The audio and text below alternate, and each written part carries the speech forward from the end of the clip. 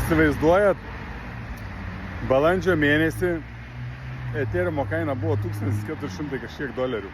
Dabar 4600 plus. Greitai pasieksim visų laikų aukštumas.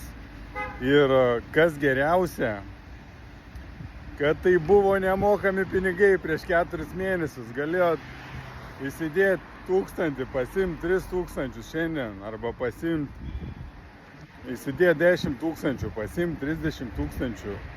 Čia dar ne pabaiga. Kas geriausia, kad čia nereikia jokių žinių, jokių mokymų, jokių treidinimų. Jūs tiesiog patys galite savarankiškai telefone nusipirkti kriptovaliutą, palaikyti, paauga kaina ir parduodat. Nemokami pinigai.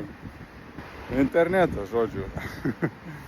Na, TikToko ekspertai, influenceriai, kriptomėgiai, fanatikai, pasakykit, ką galvojat. Ar pasiekėm ATH ir iš karto į apačią važiuoja, ar važiuojam toliau, ką jūs galvojat?